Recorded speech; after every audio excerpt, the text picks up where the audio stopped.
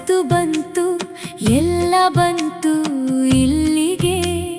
ಹಳತು ಹೊಸತು ಭೇದವಿಲ್ಲ, ಅರಳಿರುವುದು ಮಲ್ಲಿಗೆ. ಅದೇ ಪರ್ಯಟಕದ ಸಮೀಪದ ಕೀರಿಕ್ಕಾಡಿನಲ್ಲಿ ಹುಟ್ಟಿದವ. ಡಾಕ್ಟರ್ ರಮಾನಂದ ಬನಾರಿ ಅವರು ಒಂದು ಬಹುಮುಖ ವ್ಯಕ್ತಿತ್ವವುಳ್ಳಂಥ ವ್ಯಕ್ತಿ. ಒಂದು ಮಾತಲ್ಲಿ ಹೇಗೆ ಅವ್ರನ್ನ ಹೇಳ್ತೀರ ಅಂತ ಕೇಳಿದ್ರೆ, ಅವರೊಬ್ರು ಅಪ್ಪಟ ಮನುಷ್ಯರಾಗಿದ್ರು. ಡಾಕ್ಟರ್ನು 3 ರೀತಿಯಿಂದ ನಾವು ಅವರನ್ನು ನೋಡ್ಕೊಂಡು ಬೆಳೆದಿದ್ದೇವೆ. ಒಬ್ಬ ವೈದ್ಯರಾಗಿ, ಒಬ್ಬ ಸಾಹಿತಿಯಾಗಿ, ಒಬ್ಬ ಯಕ್ಷಗಾನ ಕಲಾವಿದರಾಗಿ. ರಮಾನಂದ ಬನಾರಿ ಅವರನ್ನ ಒಂದು 25 ವರ್ಷಗಳಿಂದ ನಾನು ಅವರ ಆತ್ಮೀಯ. ಡಾಕ್ಟರ್ ರಮಾನಂದ ಬನಾರಿ ಅವರಂತ ಒಬ್ಬ ದೊಡ್ಡ ವಿದ್ವಾಂಸ ಇದ್ದಾರೆ ಎಂಬುದು ಗಡಿನಾಡಿನಲ್ಲಿ ಇದ್ದವರು ಕನ್ನಡಕ್ಕೆ ಎಷ್ಟು ದೊಡ್ಡ ಕೊಡುಗೆಯನ್ನು ಕೊಡಬಲ್ಲರು ಎಂಬುದಕ್ಕೆ ಒಂದು ಸಂಕೇತ.